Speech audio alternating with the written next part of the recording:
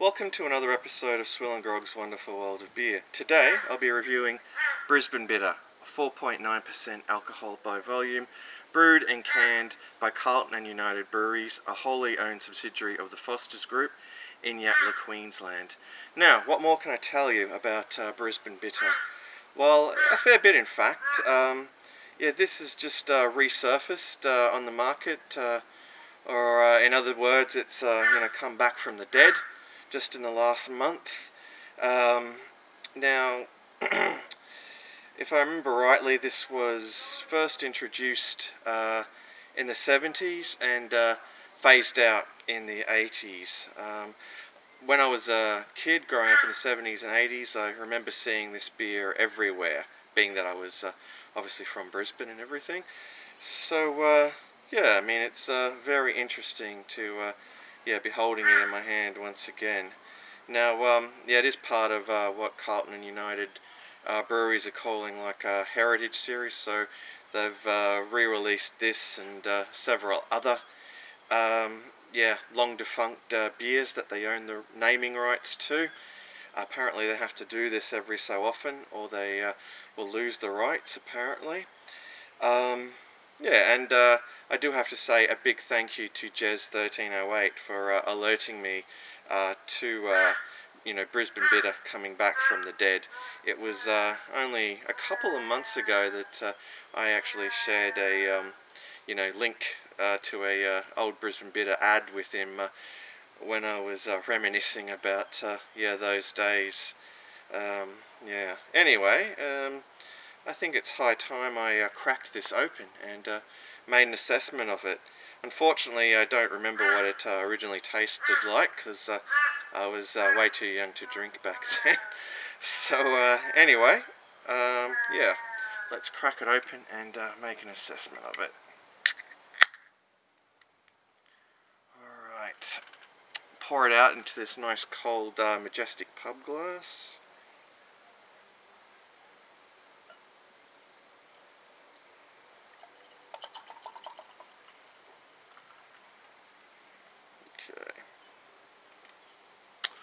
Alright, so let's make an assessment of the appearance. Alright, well, the appearance is what I describe as a relatively pale, like golden colour, lots of carbonation.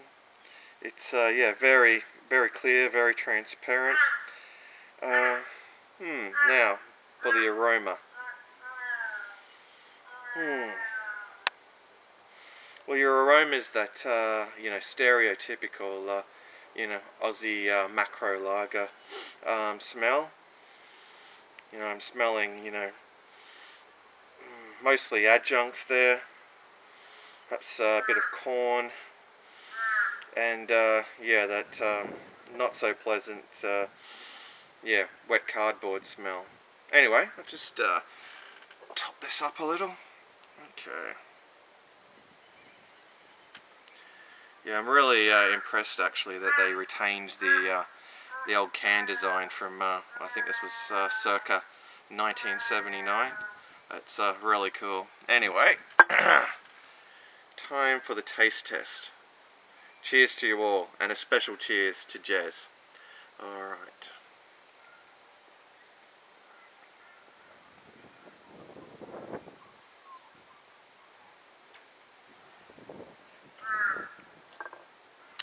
Alright, got a little bit of a hot bite to it.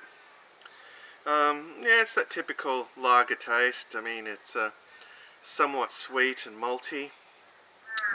Yeah, there's, some, well, I guess, a faint sort of, bitterness to it, particularly in the finish. The finish itself is, you could probably describe it as, quite dry. Overall, I mean, it's not a bad sort of, summer refresher. I mean, it is what it is. But on that note, I shall gulp a little bit more.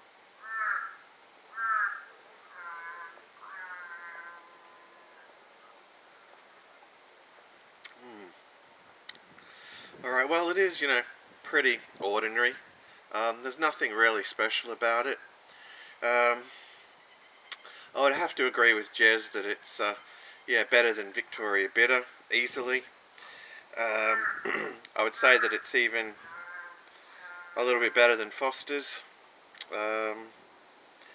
But yeah, I mean, it really doesn't have any sort of own. It doesn't really have its own distinctive sort of flavour. I think it really kind of loses points there. Yeah, but you know, at the end of the day, I mean, it's a good, you know, summer refresher. And it does quench your thirst quite well. I think it's a little bit watery and thin, but overall, you know, it's certainly drinkable, and yeah, I mean, without a doubt, a decent session beer. Yeah. Anyway, I think I should just gulp a little bit more. Now, shoe fly. Good grief, these flies are everywhere. Anyway, what would I give it in terms of a rating out of 10? I'd probably be inclined to give Brisbane Bitter 6 out of 10. I think that's a fair assessment. Yeah, it's relatively ordinary, but you know, I'll give it points for yeah, being a little bit better than yeah, Victoria Bitter. Anyway, yeah, that sadly brings us to the end of another SwillinGrog beer review. So, until next time, cheers to you all.